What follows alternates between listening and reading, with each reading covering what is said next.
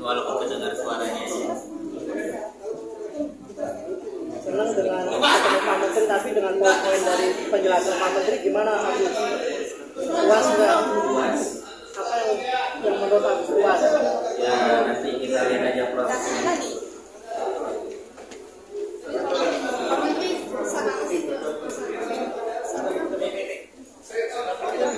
Ya doain aja yang terbaik.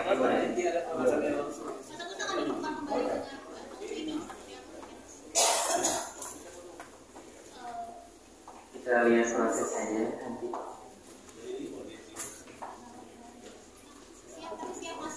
Siap.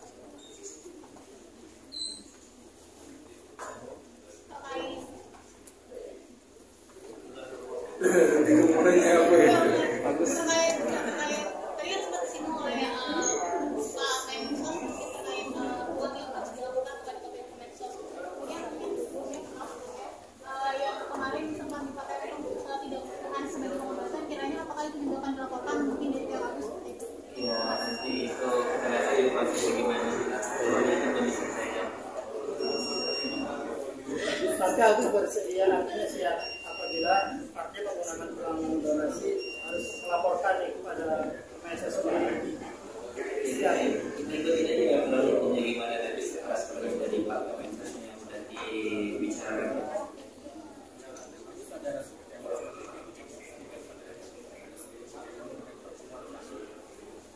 Nggak ada rasa kecewa.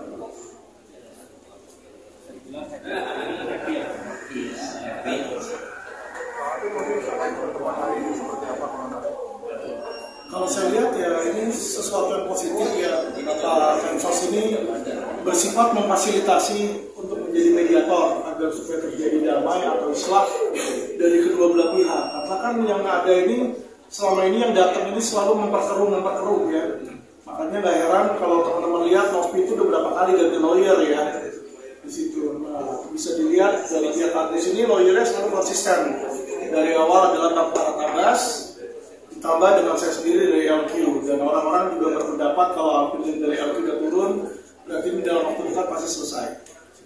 Nah, mungkin langkah selanjutnya kedepannya kan akan berdialog dengan Novi. Kiranya apa sih persiapan yang sudah disiapkan oleh pihak Agus sendiri? Kalau dari kita sih lebih istilahnya melihat apa yang ditawarkan dari Novi aja. Kita nggak ada terlalu banyak demand. Kalau teman-teman lihat dari pendamaian yang sebelumnya pun, Bang Farhad pun menyetujui apa yang pihak Novi sudah bikin di situ. Tapi pihak Novi sendiri yang walk out. Ya, jadi kalau dilihat kita nggak banyak demand sih dari apa yang kita inginkan. Dan mungkin teman-teman belum tahu, kemarin saya sudah melayangkan somasi kepada Novi dan kepada Lili Sumargo untuk segera mencapai mediasi atau pemufakatan. Jika tidak, maka kami akan membuat laporan polisi yang kedua dari LQ kali ini, bukan dari Bang Farhad. Dan ini bukan tentang uang, tapi tentang perang melawan ujaran kebencian terhadap disabilitas ya. Jadi kalau kita lihat banyak beredar di media-media sosial konten-konten yang menghina bukan hanya Agus ya, tapi menghina orang buta gitu. Kadang-kadang di situ dia nggak tulis namanya Agus, tapi foto serupa Agus pakai kacamata, pakai perban dua di matanya, joget-joget kayak begitu. Dan itu saya rasa sangat tidak sesuai dengan etika masyarakat Indonesia ya. Apalagi yang diejek itu adalah disabilitas.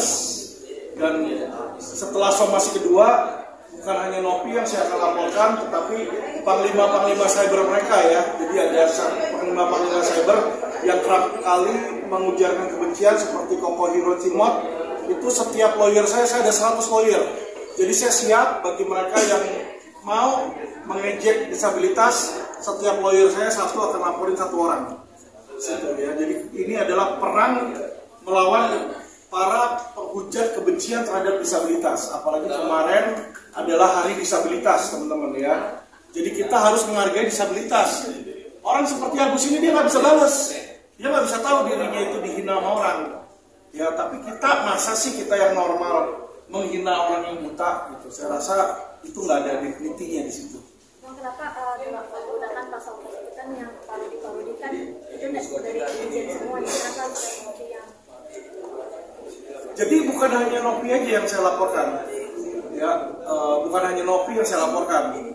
Novi saya laporkan karena dia ada podcast dan dia ada beberapa video yang dia ujarkan menghasut agar orang-orang itu membenci Agus. Contohnya, Bang? Contohnya dia bilang Agus menerima 1,5 miliar. Sampai saat ini Agus tidak pernah menikmati 1,5 miliar. Tapi judul gede-gede Agus menerima 1,5 miliar. Terus dia bilang Agus menyalahgunakan uang 1,5 miliar tersebut untuk A, untuk B, untuk C, untuk D.